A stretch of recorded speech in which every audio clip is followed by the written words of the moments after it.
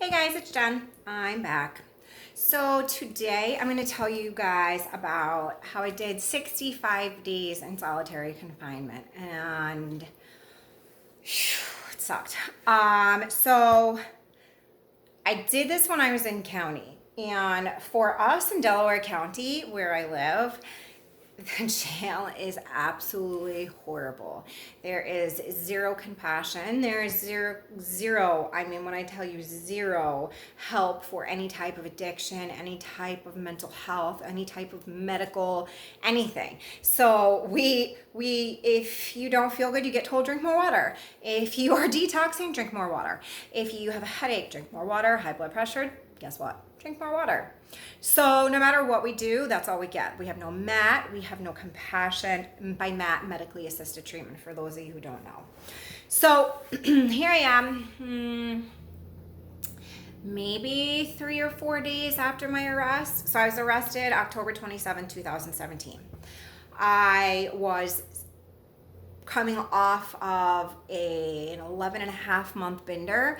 And by 11 and a half month bender, I literally mean for 11 and a half months straight, we smoked meth all day, every day. At the time, they didn't really give us so when they came and they arrested us, they arrested my entire household, which was myself, my husband now, who was my boyfriend at the time, and a runner who was living with us, and a girl who kind of sort of was a friend slash nanny slash housekeeper slash just, I don't even know, waste of space. But anyway, so when they came, they arrested all of us. We all went on obstruction of governmental property. So basically, I guess they were trying to say that we got in the way of them trying to arrest me, because they were really there for me. They knocked on the door. We were confused. We were asleep, actually. I saw the police car in the window, woke my husband up, who was my boyfriend at the time. Jared went to the bathroom window upstairs, looked outside, said, I'll be right there. He went downstairs. The minute they opened the door, they pulled him out. He had on pants. That was it. Nothing else. They pulled him out and slammed him up against a wall, cuffed him, and threw him in the back of the car. So Lena's here again. She came to say hi.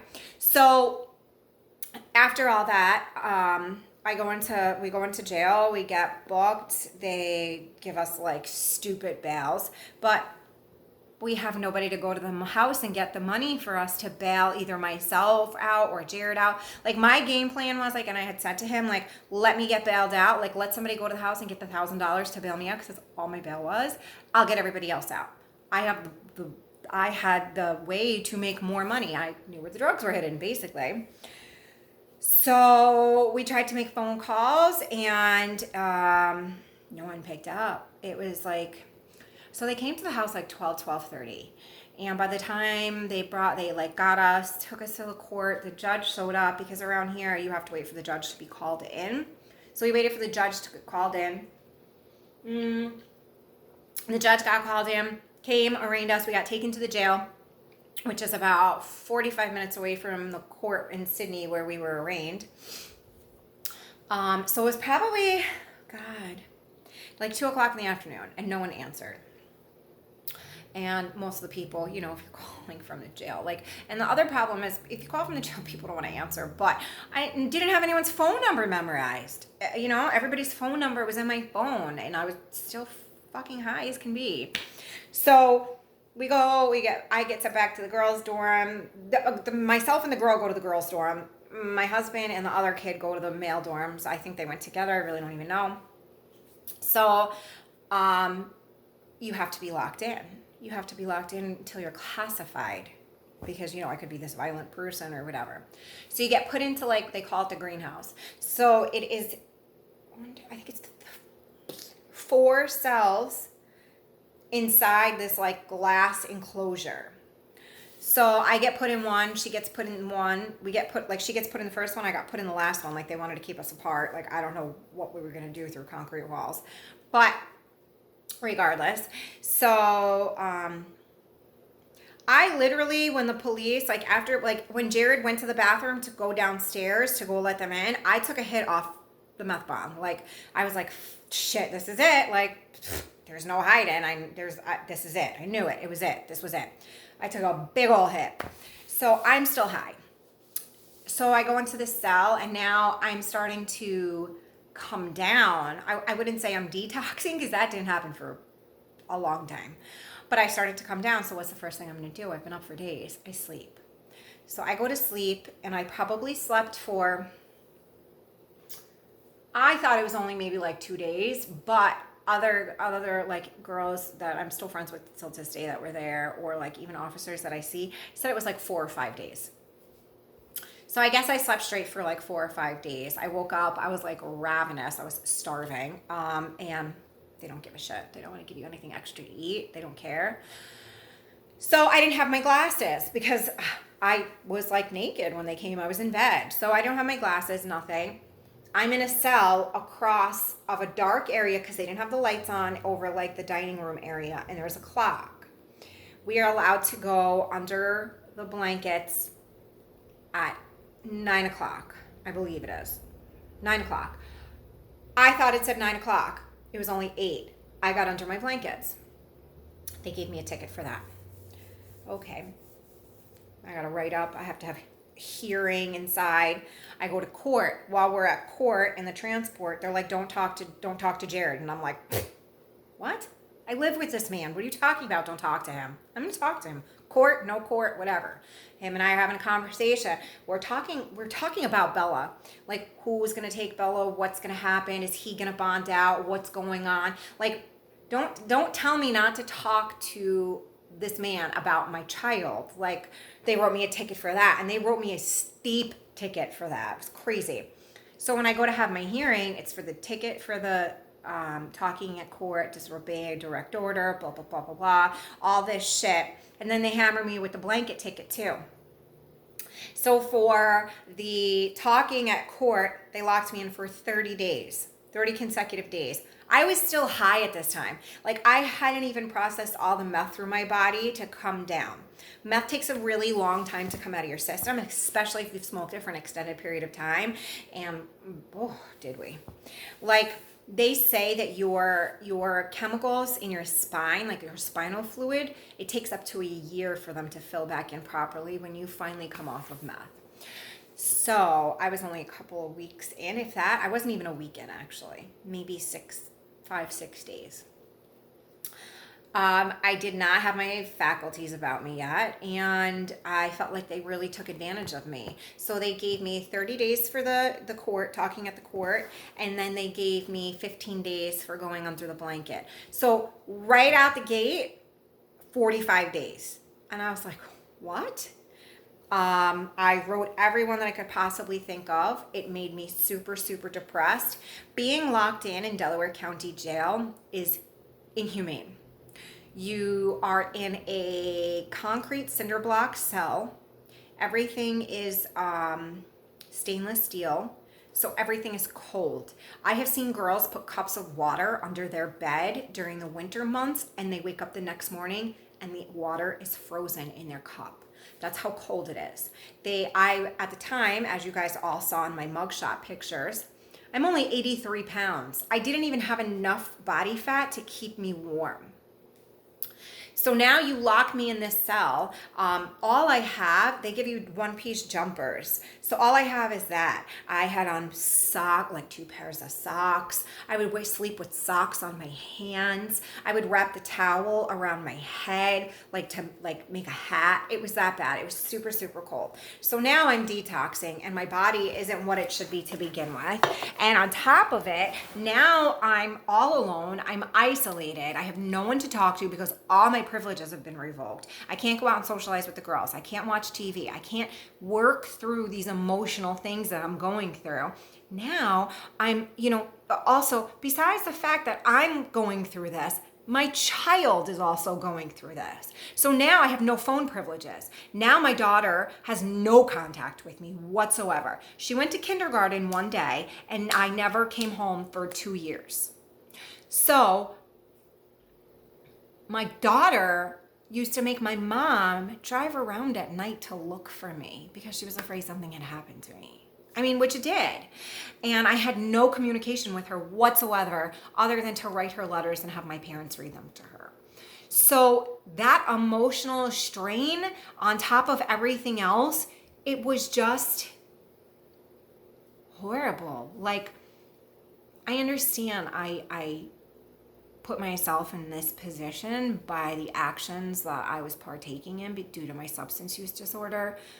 But man, come on. I mean, that was substantial. And then, I'm in the middle of doing my life. And mind you, okay, I was in there for Thanksgiving, Christmas, New Year's. I got out. Bella's birthday is December 31st. I ended up getting out of lock January 3rd. So while I was locked in, going through this tumultuous emotional state in my life and having no way to express these emotions and have anyone to lean on to give me any type of moral support whatsoever, I journaled so much. And Pastor Derek would come in and meet with me, and he literally was, I say it all the time, still gets me emotional.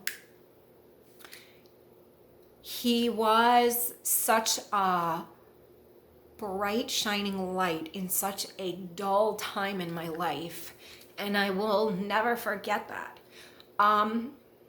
It's kind of why I do what I do now. I hope to be for people what he was for me. I don't know if I would have made it if it wasn't for him, to be quite honest.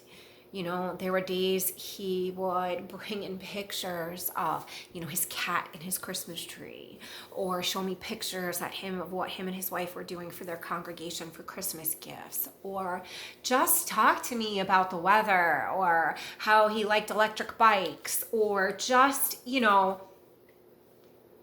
just talked to me. And I say it all the time, like, he loved me when I couldn't love myself. And I'm forever grateful. And I hope one day he will do the honor of doing an interview with me for you guys, because he's just such an amazing man. While I was locked in, unfortunately, I ended up getting another ticket, because you were only allowed to have 3 pairs of panties. And for some reason, even though I was in lock and everything got brought to me and my laundry and everything, I got brought back 4 pairs of panties. And an officer that did not care for me, because I don't know, she knew who I was involved with, or I don't know, who the hell knows? She just didn't like me. She's just not a nice person. She's still not a nice person. I see her today, all around town and stuff. I've run into her several times. She's just miserable. But anyway, she ends up writing me a freaking ticket for having these damn extra pair of panties that I was like, please talk to the other officer. I told her that I had an extra pair, and she told me she would get them on her next go around, and she never did, and I fell asleep. So, nope, another 15 days. So here we are looking at all this extra time already on to what I already have. Something else ended up happening, and they tried to write me a ticket for something else.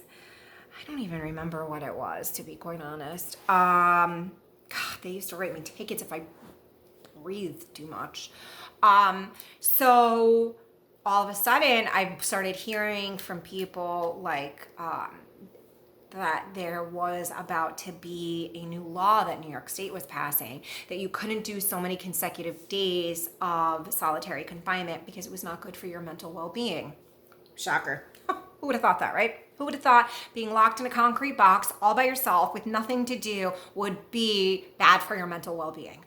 Who thought that would be bad mental health? I don't know. Freaking geniuses, right? So,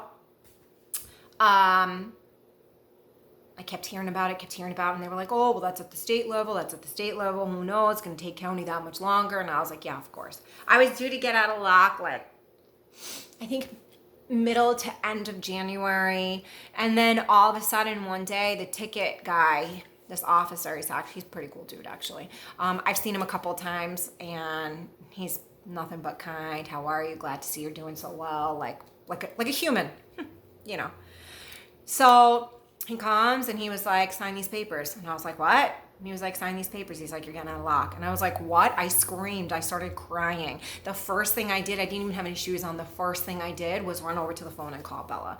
But she was already, it was like her second or third day back to school after, vacation. And she wasn't home. So damn sure I was on that phone all night with my baby as soon as she got home from school. So yeah, I did 65 days in lock. You are not allowed to order anything off commissary that's not a hygiene product. They give you a small amount of hygiene products that you're allowed to order from. I wrote books of letters to Bella. I just wrote and wrote and wrote. I tried to get people to send me in books because you are only allowed to get books sent in. You are not allowed to have anything extra in your cell. No, nothing. You can only have, I think, 4 pictures. They have to be printed on original picture paper. You can't get any letters in that have any type of drawings in them. You can't get any letters that are written in any other color ink except for black or blue. Like they're so extra, it's ridiculous. Then they wonder why their recidivism rate is so high. It's because they give no treatment. You know, the whole point behind jails and prisons is to reform people. Delaware County doesn't even know what that word means. Like, sadly, there's zero reform. Yeah, but that's like a whole nother topic that I could go on for hours about because I'm so passionate about it, because I know how much it would help if there was any type of support, any type of reform. You know, you have people come into jail and then you release them back into the same exact situation. What do you think is going to happen? I don't know. Maybe the same exact thing. But so I did 65 days straight in solitary confinement in Delaware County Jail. I did at one point in time do lock when I was in Taconic Correctional Facility. I would do lock in state any day of the week over lock in county jail. It's absolutely hideous. So I hope you guys all enjoyed this story, and I thank you for watching, and I hope you have a great day. Bye.